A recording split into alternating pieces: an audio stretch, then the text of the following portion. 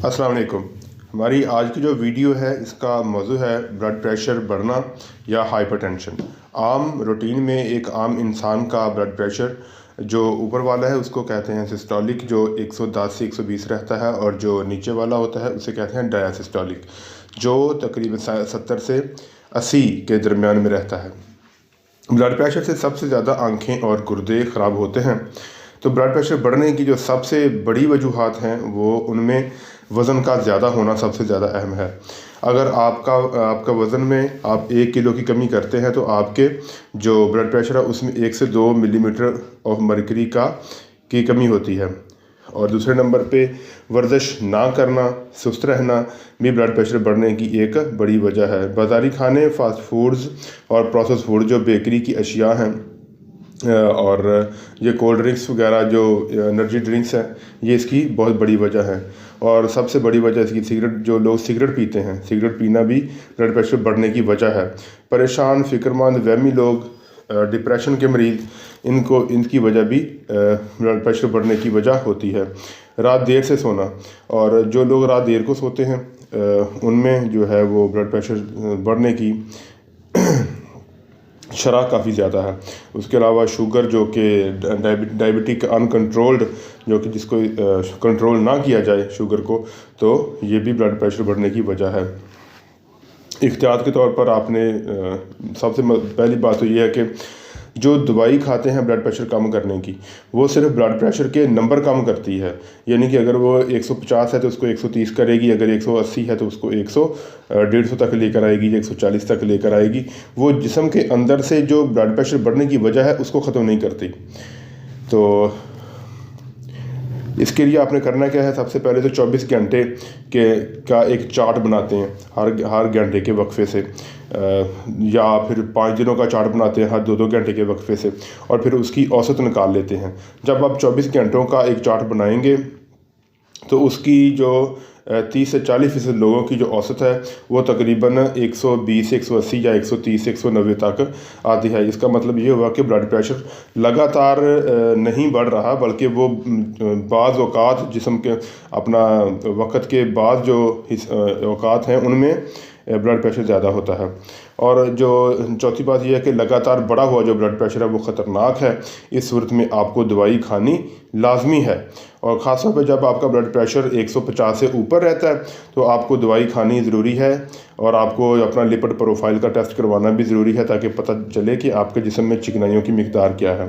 फिर उस हिसाब से आप कुछ दिन अगर दवाई खाएँगे, आपका जब ब्लड प्रेशर थोड़ा नॉर्मल हो जाएगा तो फिर आप जो एहतियात और एहतियाती तदाबीर हमने आपको बताई हैं, जो एक्सरसाइज बता रहे हैं, तो उससे इंशाल्लाह ताला कम हो जाएगा। ब्लड प्रेशर को कंट्रोल करने के लिए जो मैं आपको सबसे पहले तजवीज़ दूंगा वो ये है कि आप सबसे पहले बाज़ारी खाने छोड़ दें, क्योंकि मैदे का ख़राब होना आपके ब्लड प्रेशर को बढ़ाने की एक सबसे बड़ी वजह है। और ख़ास तौर पर जब आप ये बाज़ारी खाने खाते हैं जिनमें प्रोसेस फूड्स होते हैं, जिनमें एनर्जी ड्रिंक्स होते हैं, या मीठी अशियाँ हैं, चीनी वाली अशियाँ हैं, सारी अशियाँ ही तकरीबन चीनी वाली होती हैं। और ख़ास तौर पर ये जो हाई फ्रैक्टोज कॉर्न सिरप इनमें इस्तेमाल होता है, जो बाज़ार की अशियाँ हैं, तो उनकी वजह से आपका ये सारी जो मीठा है ये चिकनाई में तब्दील होकर आपके जिगर पे इकट्ठा होता है, जो ऐसा ऐसा सारे जिस्म पर फैल जाता है, और मोटापा सबसे पहले होता है, और उससे आपका ब्लड प्रेशर जो है वो बढ़ना शुरू हो जाता है। दूसरे नंबर पे जो आपने करना है वो ये है कि आपने लो कार्ब डाइट इस्तेमाल करनी है, मोटे प्रोटीन्स इस्तेमाल करनी है, और हाई फैट डाइट।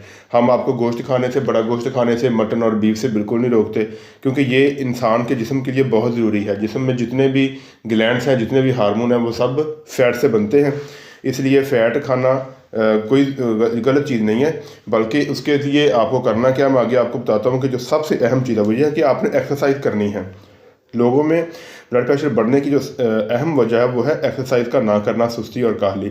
रोज़ाना एक्सरसाइज करें कम से कम 10 से 15 मिनट के लिए, और 35 से 40 मिनट के लिए रोज़ाना वॉक ज़रूर करें। और जो 2 से 5 मिनट की HIIT हर हफ्ते में कम से कम ये इसको 2 मरतबा आप 3 मरतबा ज़रूर करें। उसके बाद आप वेट ट्रेनिंग करें आपके वज़न को कम करने के लिए। जो हैवी एक्सरसाइज है, बहुत तेज़ी से दौड़ना या जिम की ट्रेनिंग है, वो आप कम से कम हफ्ते में 3 बार ज़रूर करें। उसके बाद आपने करना ये कि आपने स्मोकिंग छोड़ देनी है। स्मोकिंग ये किल करती है आपको, आपका ब्लड प्रेशर बढ़ने की सबसे मेन वजह और कैंसर की मेन वजह है ये। और अभी तक जो तहकीकात के मुताबिक सामने बात आई है वो ये है कि नमक का इस्तेमाल ब्लड प्रेशर में इसका इतना ज़्यादा रोल नहीं है, आप नमक खा सकते हैं। अमेरिका और जापान में जो नमक के ऊपर तहकीकात हुई हैं उससे पता चला है कि नमक के साथ आपका ब्लड प्रेशर बढ़ने का कोई इतना ख़ास ताल्लुक नहीं है।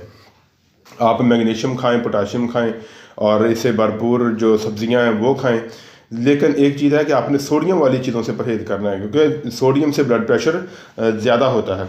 और 7वें नंबर पे आपने ये करना है कि रात को टाइम से सोना है, आप कम से कम रात को 9 बजे आपको सो जाना चाहिए। एक अच्छी और गहरी नींद जो होती है वो ब्लड प्रेशर को कंट्रोल करने के लिए बहुत ज़रूरी है। और डेली आपने जो ब्रीदिंग की एक्सरसाइज है वो करनी है। और ब्रीदिंग एक्सरसाइज किस तरह से करनी है वो मैं आपको बताता हूँ। आपने सांस लेना तो आपने तकरीबन एक सांस 4 से 5 सेकंड्स में आपने लेना है और उसको फिर 6 से 7 सेकंड्स में बाहर निकालना है। और ये एक्सरसाइज आपने 5 मिनट सुबह करनी है और 5 मिनट शाम करनी है। जब आप इसको 5 मिनट लगातार ये एक्सरसाइज करेंगे, आमतौर पे कहते हैं लंबे सांस लेना, इसलिए ये लंबा सांस होता है, ठीक है। आपने 4 से 5 सेकंड के लिए सांस लेना है और फिर इसको 6 से 7 सेकंड में जिस्म से बाहर निकालना है। जब आप 5 मिनट के लिए ये वाली जो एक्सरसाइज है ये आप कर लेंगे तो आपका ब्लड प्रेशर 10 से 20 जो पॉइंट है वो नीचे आ जाएगा। और डाइट प्लान मैं आपको बता देता हूँ ब्लड प्रेशर के मरीज़ों के लिए। ये आपने 2 कप पालक ले लेनी है, 2 कप बंद गोभी ले लेनी है, 250 ग्राम बीफ आप रोज़ाना खाएँ, 3 चम्मच कद्दू का बीज खाएँ, 2 अंडे खाएँ, 25 बादाम भी खाएँ। और एंड पे जो मैं आपको चीज़ बताने वाला हूँ वो ये है कि विटामिन D3 और विटामिन K2 का जो इस्तेमाल है ये इंसान की सेहत के लिए इंतहाई ज़रूरी है। आपको बाकायदगी के साथ विटामिन D3 और विटामिन K2 लेना पड़ेगा, क्योंकि विटामिन D3 और K2 आपके दिल की जो सेहत है उसके लिए बहुत ज़रूरी है। ख़ासतौर पर विटामिन K2 जब आप विटामिन D3 के साथ लेंगे तो ये एथेरोस्क्लेरोसिस या जो आपकी जो खून की नालियाँ उनमें जो प्लीक जमा हो जाती है, उसमें जो डिपॉजिट्स जमा हो जाते हैं उनको साफ़ करने में बहुत अहम किरदार अदा करता है। ये जिस्म को जो खून के अंदर, खून की नालियों के अंदर जो कैल्शियम के डिपॉजिट्स होते हैं उसको कैल्सिफिकेशन होती है उसको निकालता है और आपके हड्डियों और पट्ठों में शिफ्ट करता है। इसका फ़ायदा ही बहुत ज़बरदस्त है कि ये आपके दांत और हड्डियां भी आपकी मजबूत करता है और आपके खून की नालियों को भी साफ़ करता है। तो आज के लिए बात इतना ही। हमारी और भी खूबसूरत वीडियो देखने के लिए हमारे चैनल को सब्सक्राइब कर लें ताकि हमारी आने वाली और भी इन्फॉर्मेटिव वीडियोस आप तक बर वक्त पहुँचती रहें। शुक्रिया।